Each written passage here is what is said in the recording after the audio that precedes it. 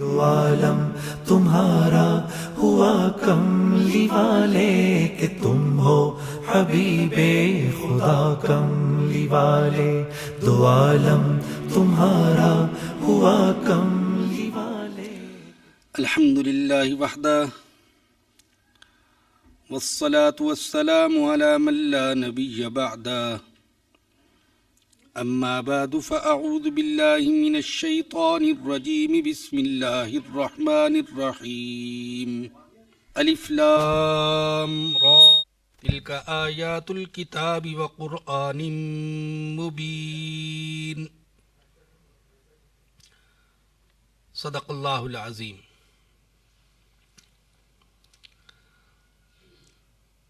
الحمدللہ ثم الحمدللہ. محض اللہ پاک کے فضل و کرم سے آج سے ہم اپنے درس قرآن کا آغاز سورۃ الحجر کی آیت نمبر 1 سے کر رہے ہیں. سورۃ الحجر کی صرف ایک آیت 13ویں پارے کے آخر میں ہے اور بقیہ پوری سورت وہ 14ویں پارے میں ہے.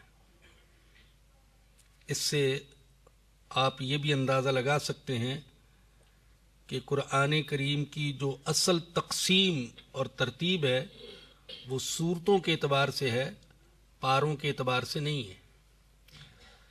سورتوں کے اعتبار سے تقسیم یہ اللہ کی طرف سے ہے اور رسول اکرم صلی اللہ علیہ وسلم کے زمانے میں ہو چکی تھی، لیکن پاروں کے اعتبار سے ترتیب یہ بعد میں اپنی سہولت کے لیے مسلمانوں نے تلاوت کرنے کے لیے بنائی.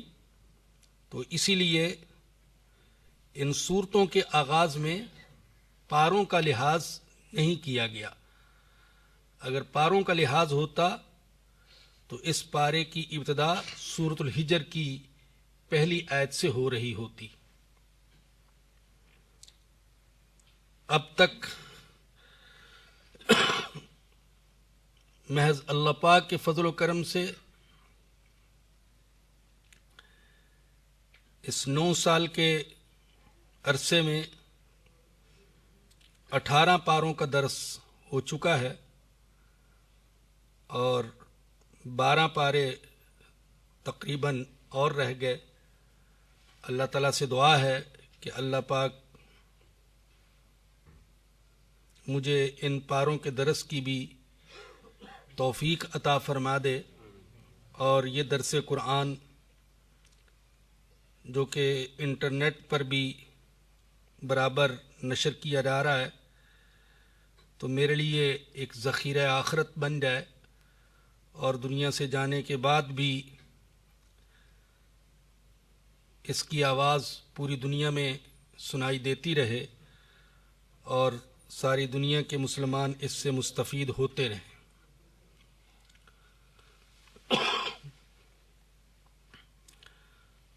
سورۃ الحجر میں 6 رکوع ہیں اور 99 آیات ہیں. وادی حجر یہ مدینہ اور شام کے درمیان واقع تھی اور چونکہ اس صورت میں اصحاب حجر کا ذکر آیا ہے اس لیے اس صورت کا نام سورۃ الحجر رکھا گیا.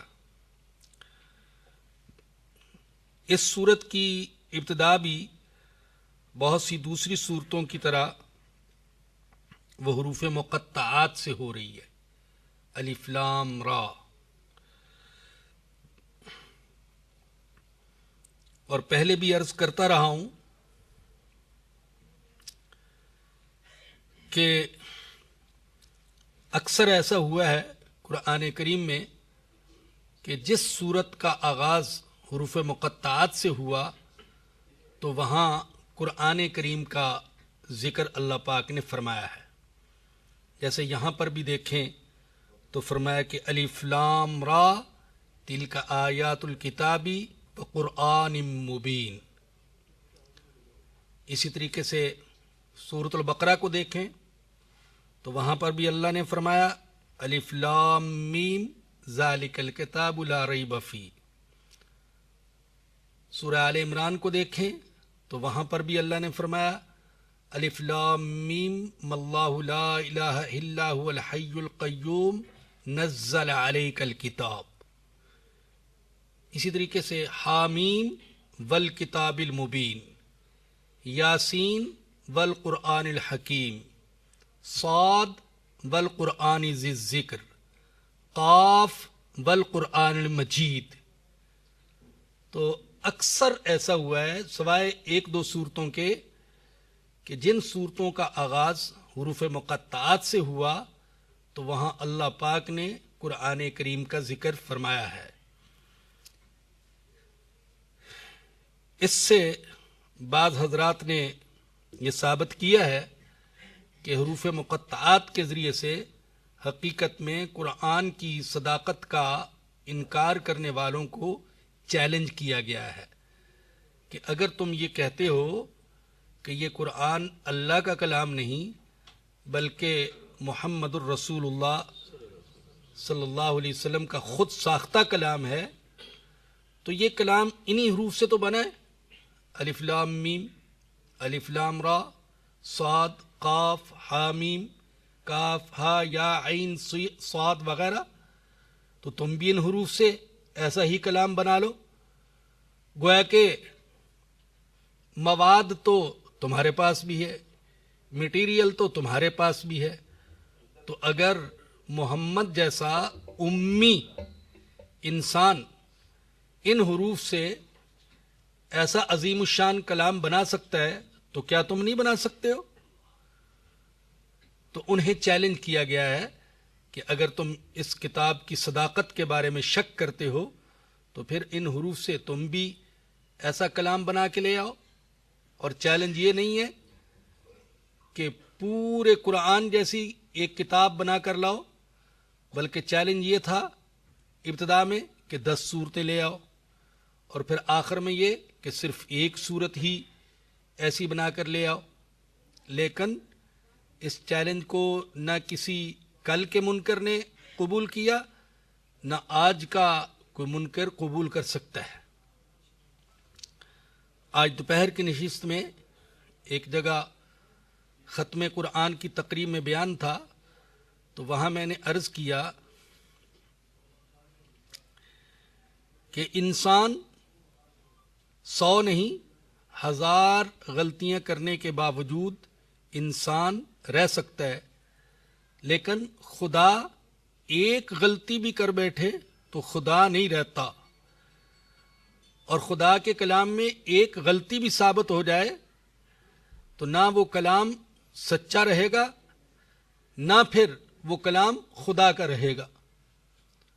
مگر اتنا طویل عرصہ گزرنے کے باوجود اور تحقیق کے ہر معیار اور ہر کسوٹی پر پرکھنے کے باوجود کوئی محقق، کوئی ناقد، کوئی صاحب علم آج تک اس کلام میں کسی قسم کی کوئی غلطی، کوئی تضاد، کوئی نقص، کوئی عیب ثابت نہیں کر سکا ہے.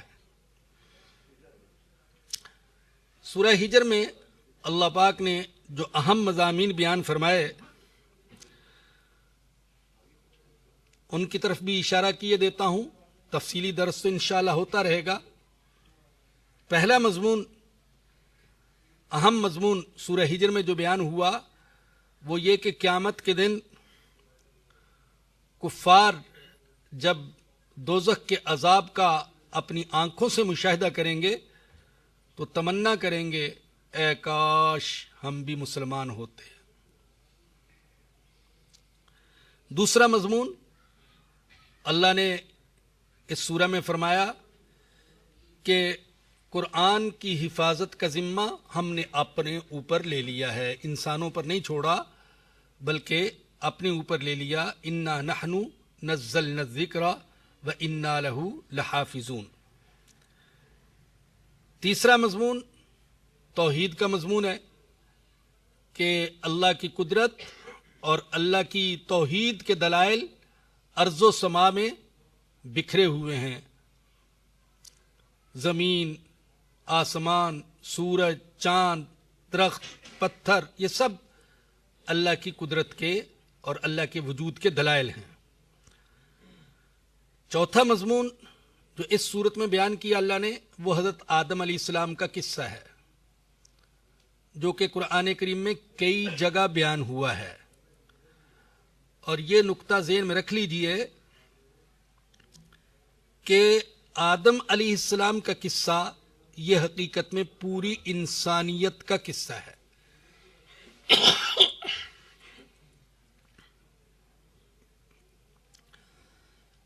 کہ اس قصے کا حاصل کیا ہے؟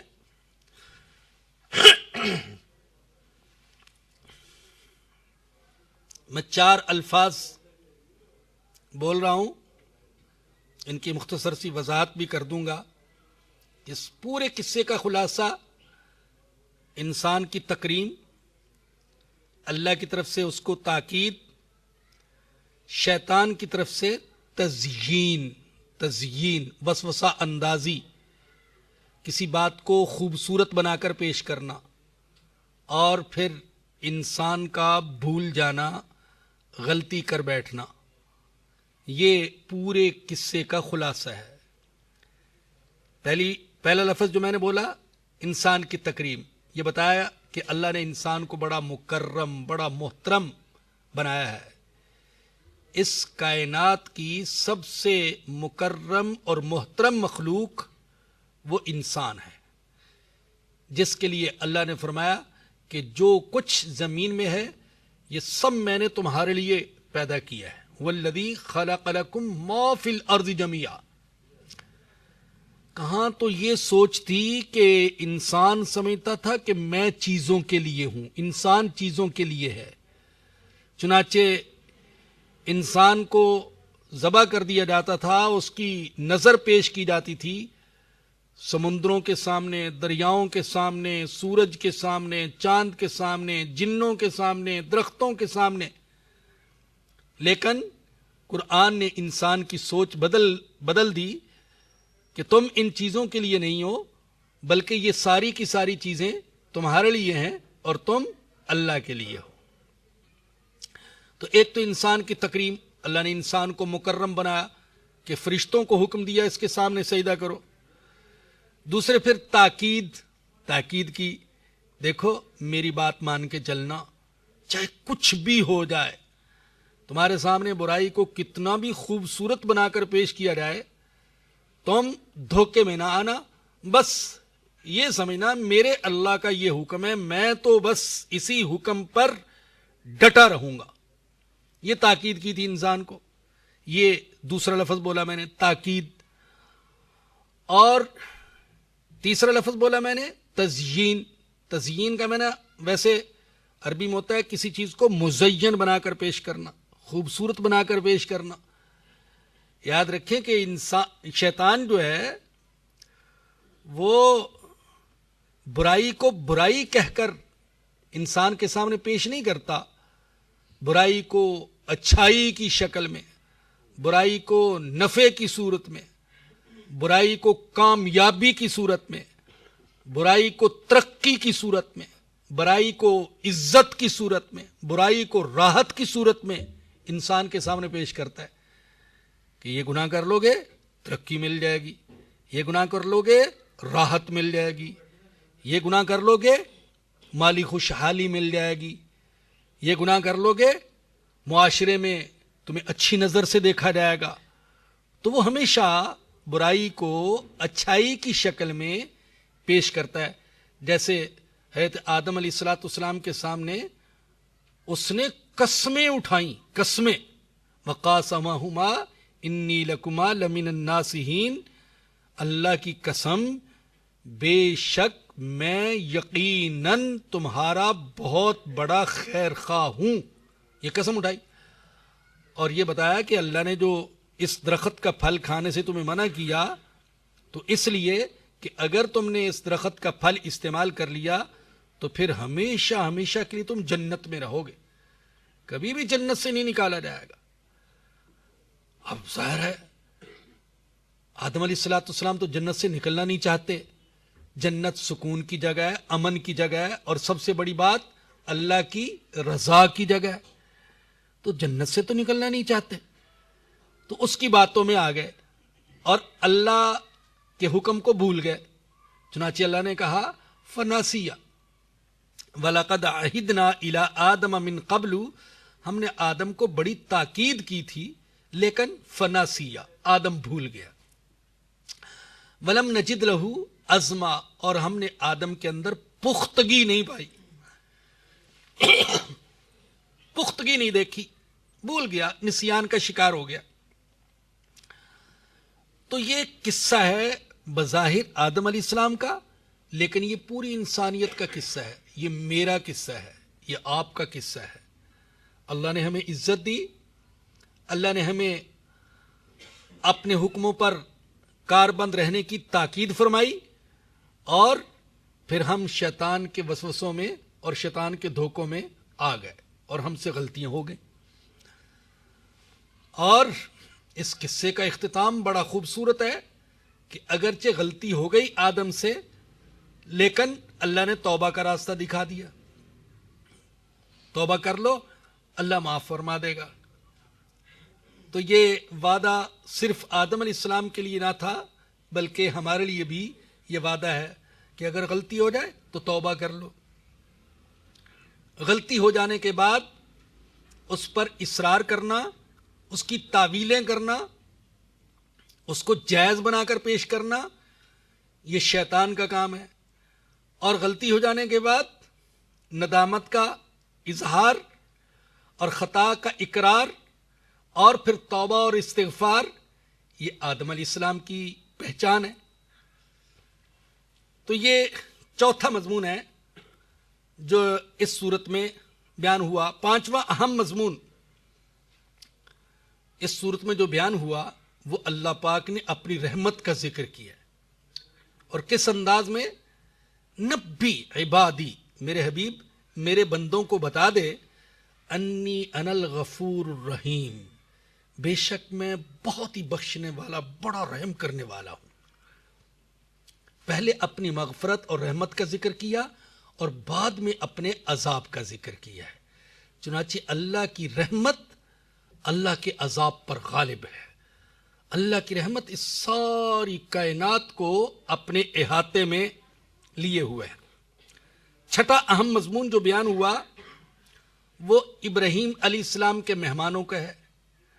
فرشتے حضرت ابراہیم علیہ السلام کے پاس انسانی شکل میں آئے. چنانچہ حضرت ابراہیم علیہ السلام چونکہ بڑے مہمان نواز تھے تو فوراً انہوں نے ایک بچڑا ذبح کر دیا اور ان کے لیے دعوت کا سامان تیار کر دیا. اور جب کھانا پیش کیا وہ نہیں کھا رہے تو آپ پریشان ہو گئے، کہیں یہ میرے دشمن تو نہیں ہے.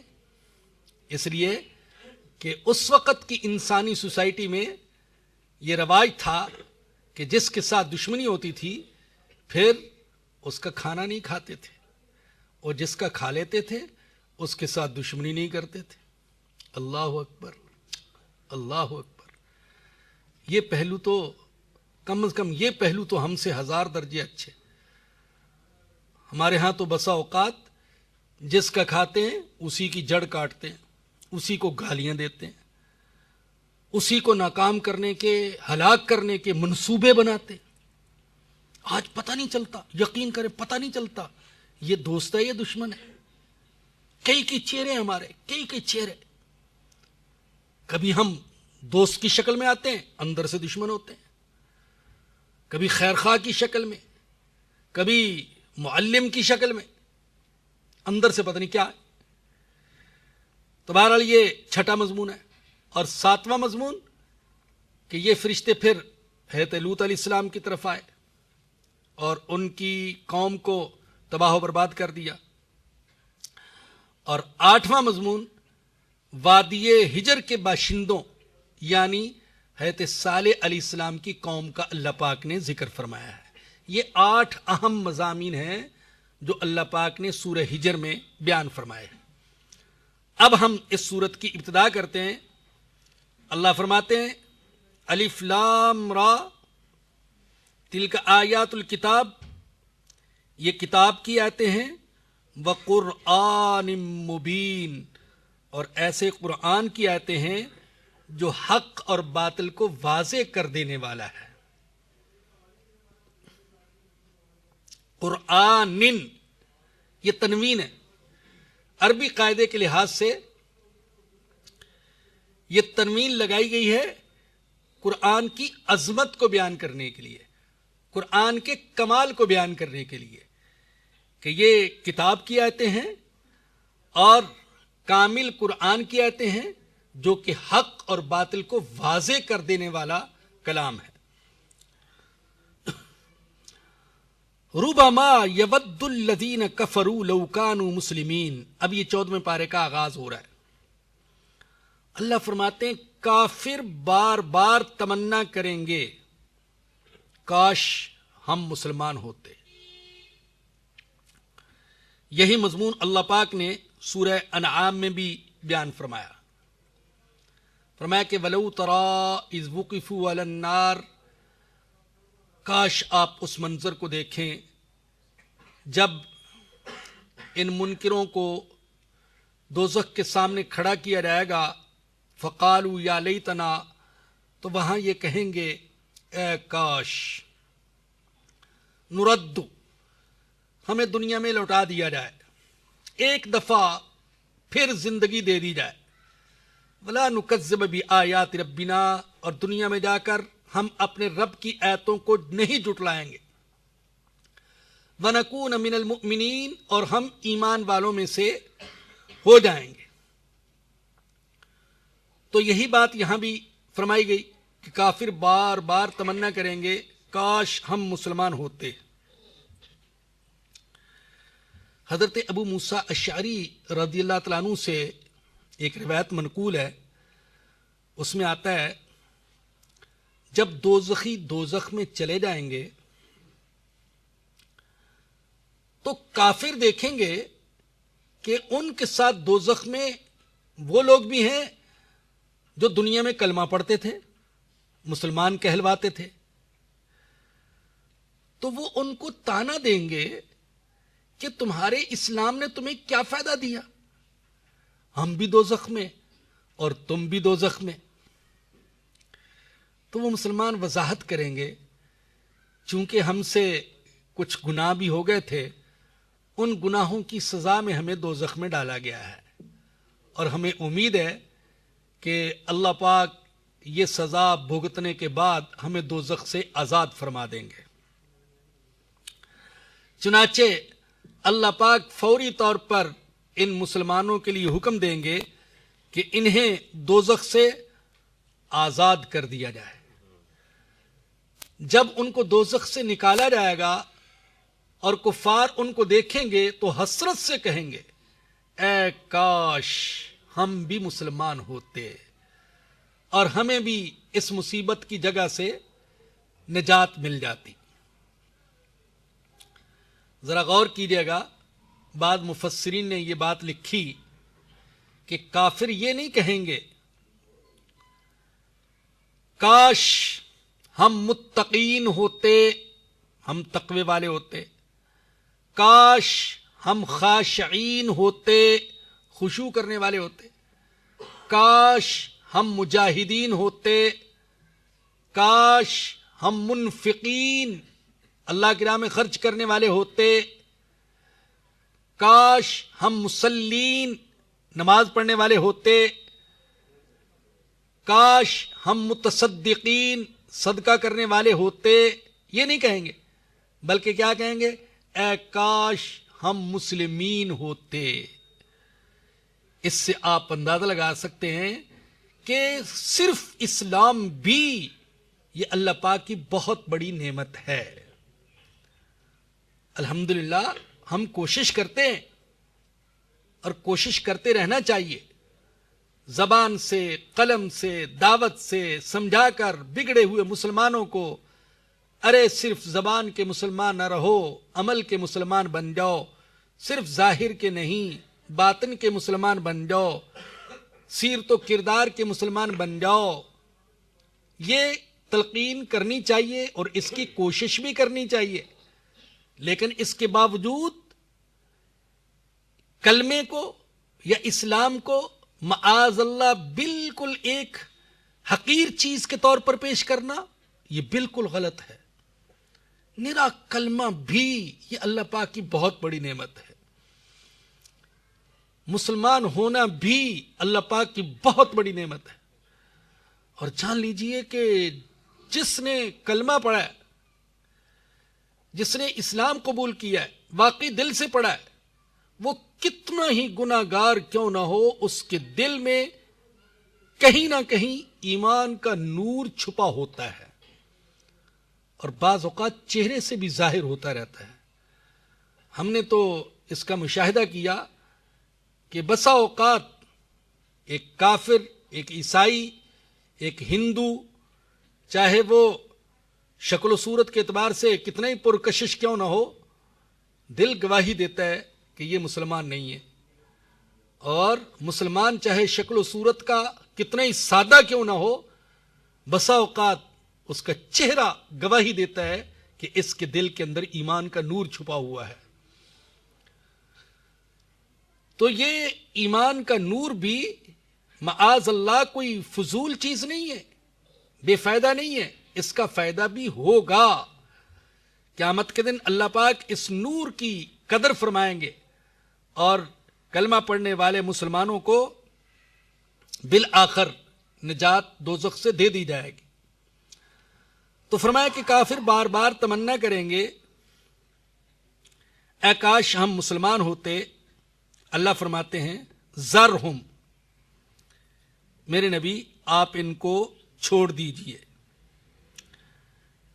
جب کفار دعوت کا، حضور کی دعوت کا انکار کرتے تھے اور اس دعوت کے جواب میں ضد اور عناد کا مظاہرہ کرتے تھے، تو حضور اقدس صلی اللہ علیہ وسلم کی طبیعت پر ان کا انکار، ان کی ضد بڑی گراں گزرتی تھی. حضور کو بڑی تکلیف ہوتی تھی، اتنی تکلیف کہ اللہ نے قرآن کریم میں فرمایا لعلک باخع نفسک علی آثارہم ان لم یؤمنوا بہذا الحدیث اسفا. اے میرے حبیب، اگر انہوں نے ایمان قبول نہ کیا تو کیا غم کی وجہ سے آپ اپنی جان ہی دے ڈالیں گے؟ آپ اپنے آپ کو ہلاکت میں ڈال دیں گے؟ اتنا غم کریں گے، اتنے پریشان ہوں گے کہ آپ کی جان پر بن جائے؟ تو حضور پر ان کا انکار، ان کا عناد، ان کی ضد، ان کا تعصب، ان کا کفر، ان کا شرک بڑا گراں گزرتا تھا.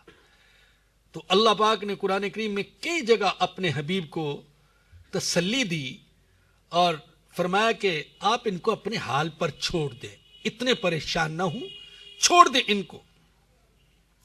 یأکلوا ویتمتعوا ویلہہم العمل فسوف یعلمون.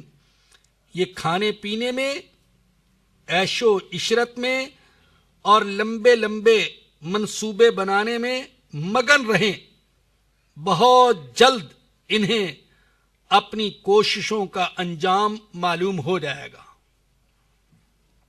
آپ ان کے حال پر چھوڑ دیں، یہ کھاتے پیتے رہیں، عیش و عشرت کرتے رہیں اور لمبے لمبے منصوبے بناتے رہیں. وَيُلْهِهِمُ الْعَمَلِ، لمبے لمبے منصوبے ان کو غفلت میں ڈالے رہیں.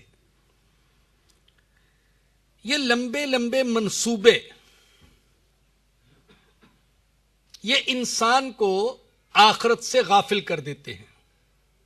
لمبے لمبے پروگرام، ایسے پروگرام کہ نوح علیہ السلام کی عمر بھی مل جائے تو شاید ہمارے پروگرام، ہمارے منصوبے تکمیل تک نہ پہنچے. ایک کے بعد دوسرا، دوسرے کے بعد تیسرا، منصوبے پر منصوبہ. تو ہرس، زندگی کی ہرس اور مال کی ہرس، یہ انسان کو آخرت سے، اللہ اور اس کے رسول کے حکموں سے غافل کر دیتی ہے. اسی لیے حدیث میں حضور اقدس صلی اللہ علیہ وسلم نے اس کی مذمت بیان فرمائی ہے.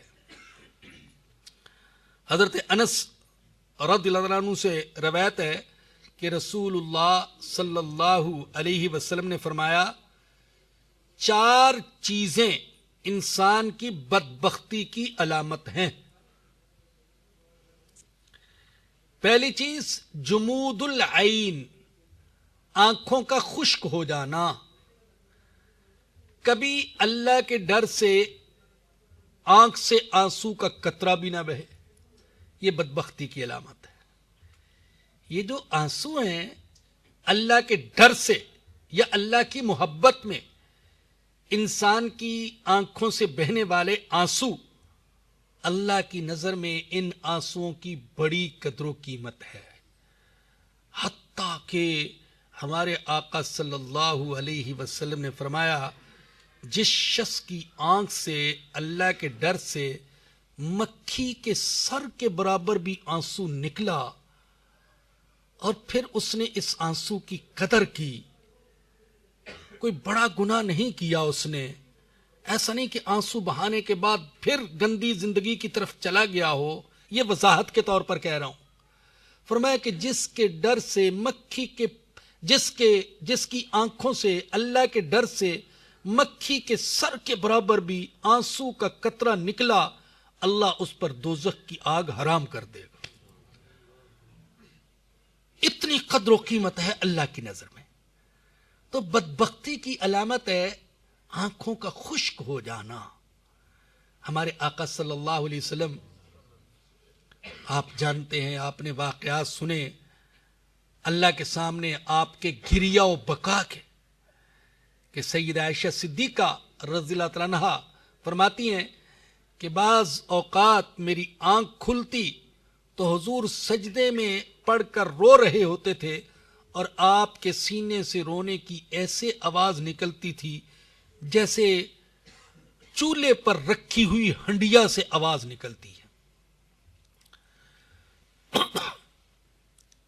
تو اللہ کے ڈر سے رونا یہ اللہ پاک کی بہت بڑی نعمت ہے، اور آنکھوں کا خشک ہو جانا آقا فرماتے ہیں کہ یہ بدبختی کی علامت ہے۔ دوسری چیز وقساوۃ القلب، دل کا سخت ہو جانا، دل بالکل سخت ہو جائے، دل پر کوئی چیز اثر ہی نہیں کرتی۔ بعض بزرگوں کا یہ قول نظر سے گزرا، وہ فرماتے ہیں دل کا سخت ہو جانا یہ اللہ پاک کا بہت بڑا عذاب ہے۔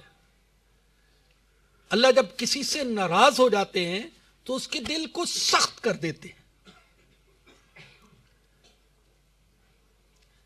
لیکن ایک وضاحت ضروری ہے، کیونکہ ہم جب دل کی سختی کو بتاتے ہیں کہ اللہ کا عذاب ہے دل کی سختی، تو بعض ہمارے بھائی جو اللہ سے ڈرنے والے ہیں وہ پریشان ہو جاتے ہیں، وہ کہتے ہیں نماز میں دل نہیں لگتا، دعا میں دل نہیں لگتا، تلاوت میں دل نہیں لگتا، تو اس کا مطلب ہے میرا دل تو سخت ہے، اور اس کا مطلب یہ ہے کہ اللہ پاک کا مجھ پر عذاب ہے۔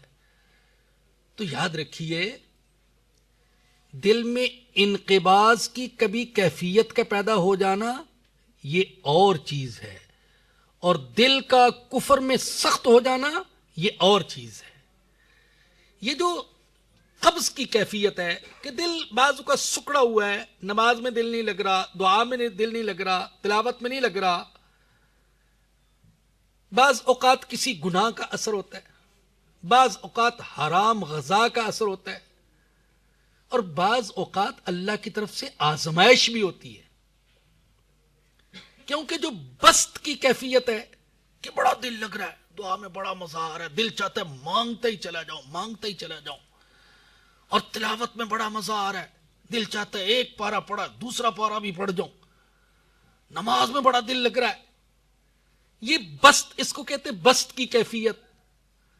تو بست کی کیفیت میں عبادت کر لینا یہ اتنا بڑا کمال نہیں ہے، اصل تو یہ ہے کہ قبض کی کیفیت میں بھی عبادت کرے۔ دل نہیں لگ رہا پھر بھی پڑھ رہا ہے، دل نہیں لگ رہا پھر بھی مانگ رہا ہے، ہاتھ اٹھا دیے، بس اللہ تیرا حکم ہے، ہاتھ اٹھاؤ مانگو، میں مانگ رہا ہوں۔ اب دل کو لگانا نہ لگانا یہ میرا کام تو نہیں ہے، یہ تو تیرا کام ہے۔ دل پر میرا اختیار نہیں، آپ کا اختیار نہیں، اللہ کے نبی کا اختیار نہیں. اللہ کے نبی نے اللہ سے دعا کرتے ہوئے کہا اللہ میں وہ کچھ کر سکتا ہوں جو میرے اختیار میں ہے، وہ نہیں کر سکتا جو میرے اختیار میں نہیں ہے. اور وہ کیا چیز تھی؟ دل. فرمایا اللہ دل پر میرا اختیار نہیں ہے. اللہ نے مجھے یہ توفیق دی ہے، یہ قدرت دی، میں جاؤں وضو کروں، آ کر مصلی پر بیٹھ جاؤں، نیت باندھ لوں، لیکن اب یہ کہ میرا دل بڑا نرم ہو جائے، دل میں کوئی وسوسہ نہ آئے، دل سراسر اللہ کی طرف متوجہ رہے، یہ میرے اختیار میں نہیں ہے. میں کوشش کر سکتا ہوں اس کی، لیکن میرے اختیار میں نہیں ہے. اور جو چیز انسان کے اختیار میں نہ ہو اس کے بارے میں اللہ نہ سوال کرے گا نہ مواخذہ کرے گا. اللہ اتنا سخت نہیں ہے. اللہ خود کہتا ہے لا یکلف اللہ نفسا الا وسعها. اللہ کسی انسان کو اس کی طاقت سے زیادہ تکلیف نہیں دیتا. اور یاد رکھیں کہ یہ آیت جو ہے یہ اس وقت نازل ہوئی بعض روایات کے مطابق جب اللہ نے فرمایا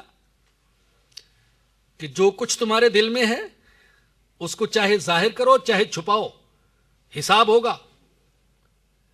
صحابہ کرام پریشان ہو گئے، عرض کیے یا رسول اللہ جو چیزیں ظاہر ہیں ان پر تو ہم کنٹرول کر سکتے ہیں، دل پر کیسے کنٹرول کر سکتے ہیں کہ دل میں کوئی برائی کا خیال نہ آئے؟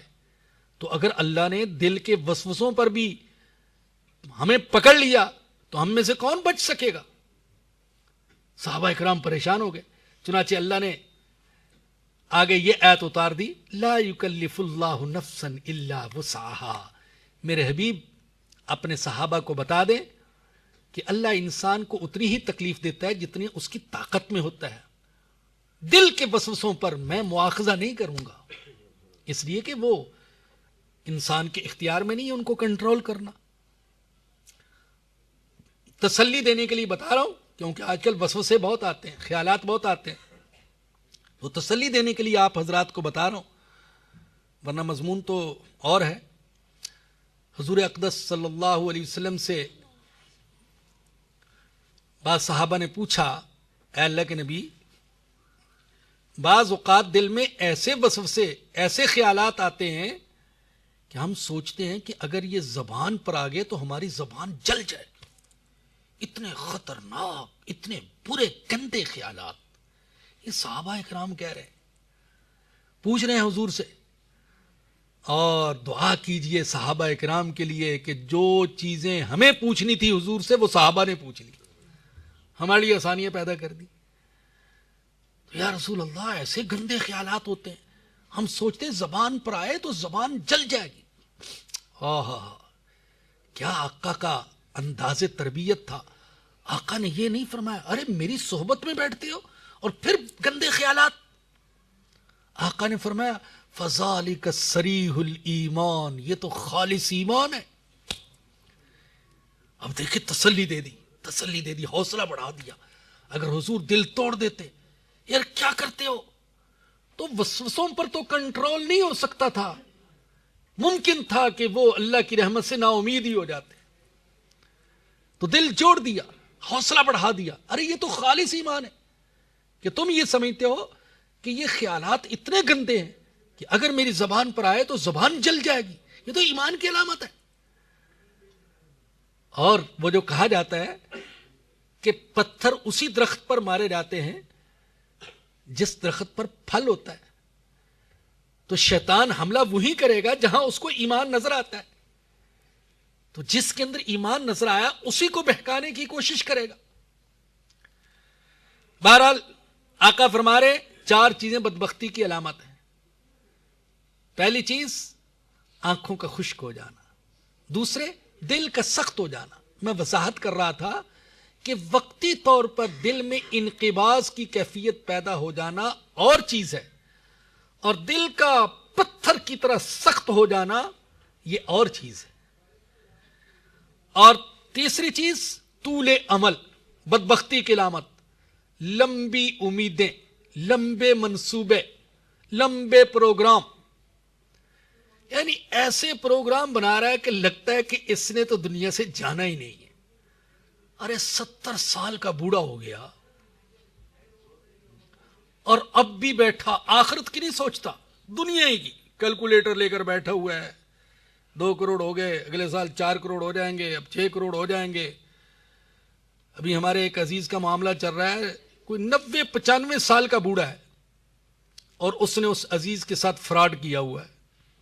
90-95 سال کا بوڑھا چلتا ہے تو اتنا لگتا ہے کہ ابھی گر پڑے گا، گیا.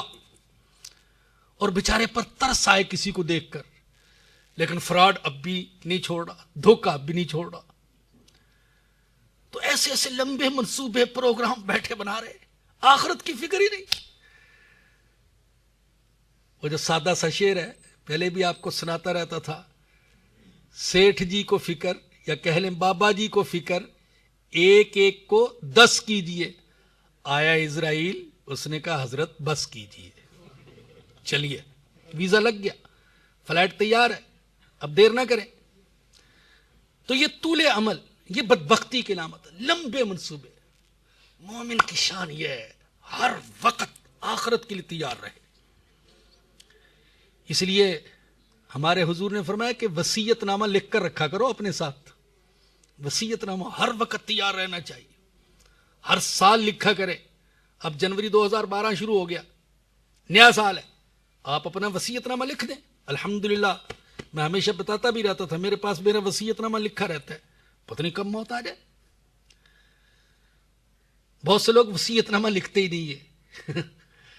میں نے جب گھر والوں کو بتایا میں نے ارے وصیت نامہ لکھ دیا، یعنی ان کا مطلب یہ کہ وصیت نامہ لکھ دیا تو صبح گئے.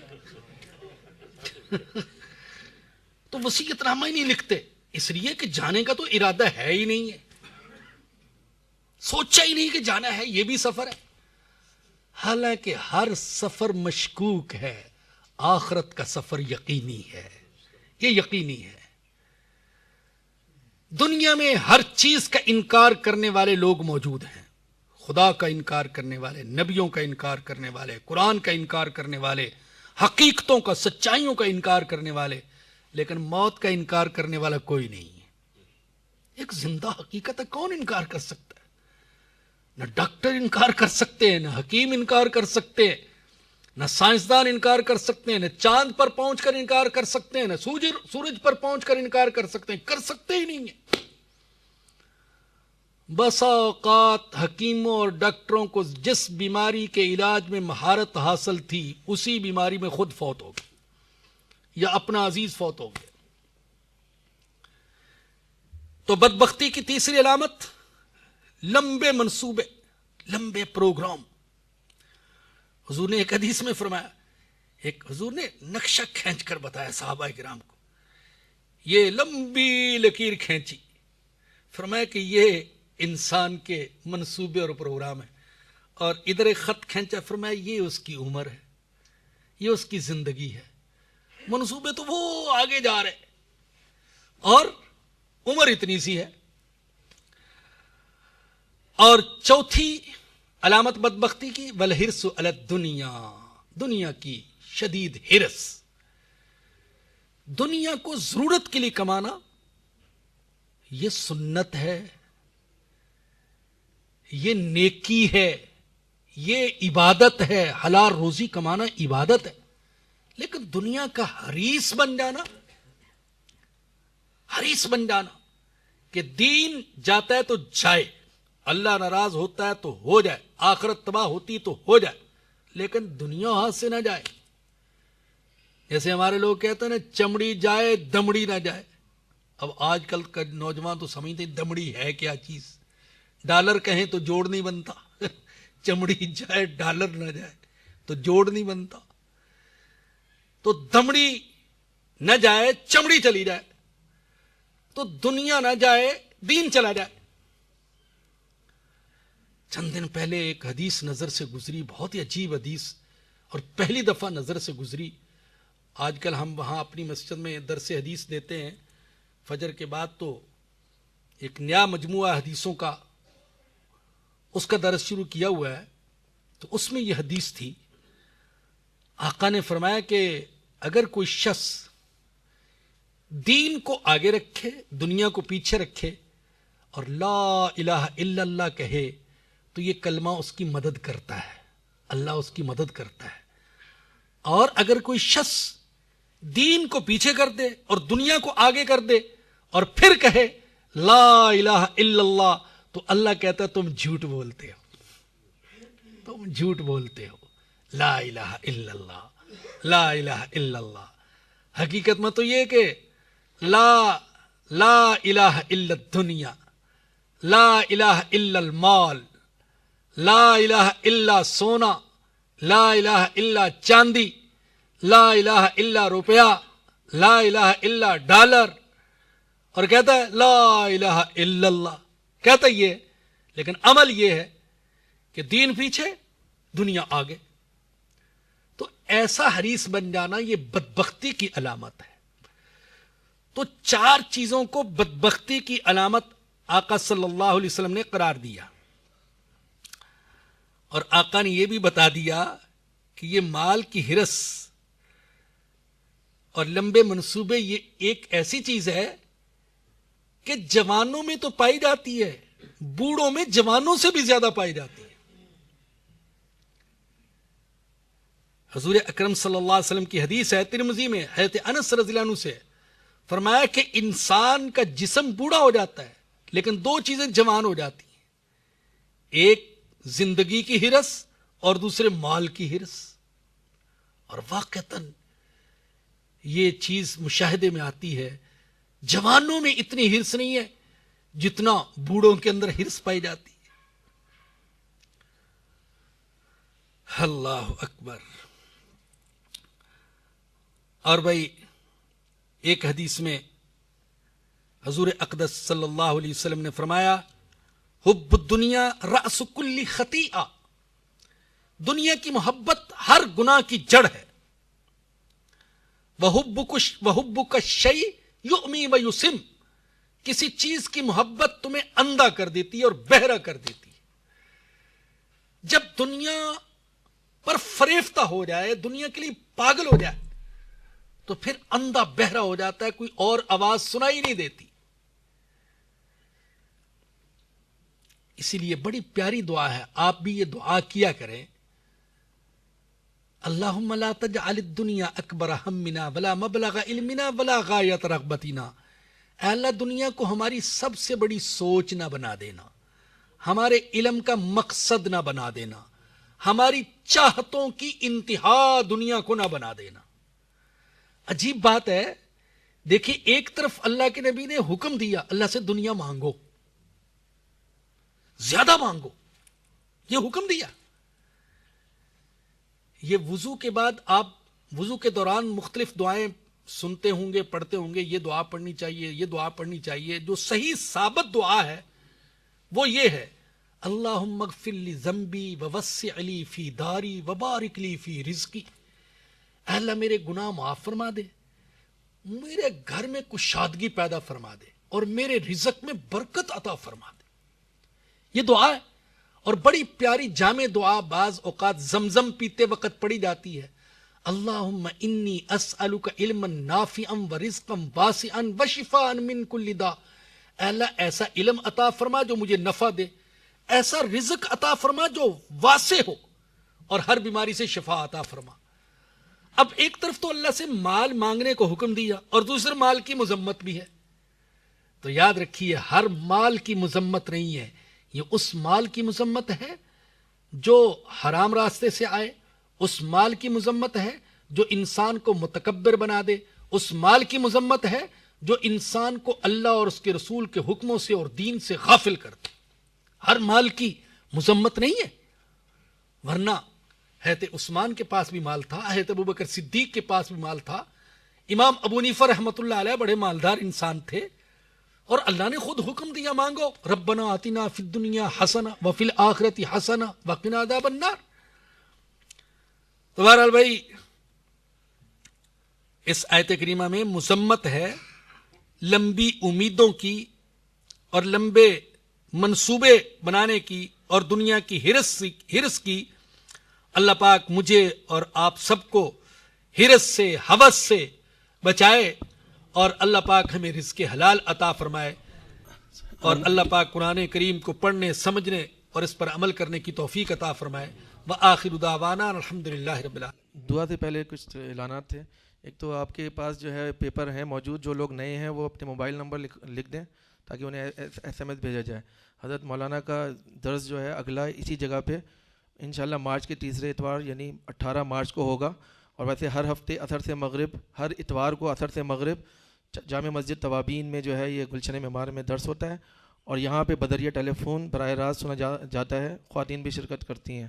نوجوانوں کے لیے ماہانہ فکری نشست ہر ماہ کے آخری اتوار کو ہوتی ہے. اس دفعہ انشاءاللہ اتوار 29 جنوری سپہر 3 بجے ہوگی. نوجوانوں کی پچھلی نشست میں جس سی ڈی کا ذکر کیا گیا تھا وہ آج اسٹال پر موجود ہے. 400 ہائی کوالٹی ویڈیوز، بیانات کے ویب لنکس اس میں موجود ہیں. مولانا طارق جمیل صاحب، تقی اسماعیل صاحب، مولانا شیخ پوری صاحب، مولانا عدنان کا خیل، مفتی زبیر اور بہت سارے علماء. جنید جمشید صاحب آپ سن سکتے ہیں. ایک سی ڈی خریدنے پر دوسری سی ڈی فری ہے.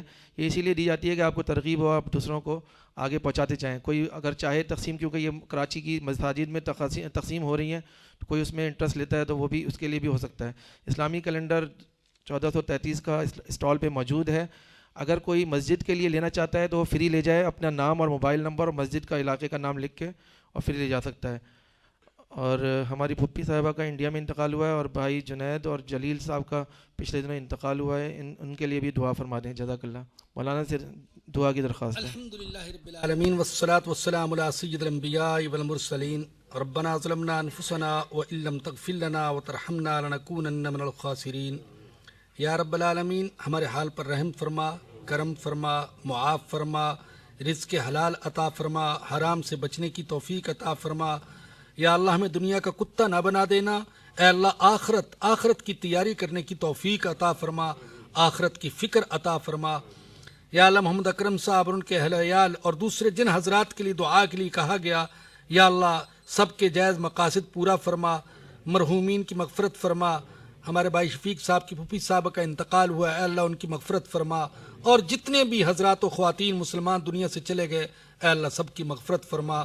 ربنا آتنا فی الدنیا حسنۃ وفی الآخرۃ حسنۃ وقنا عذاب النار. ربنا تقبل منا انک انت السمیع العلیم وتب علینا انک انت التواب الرحیم.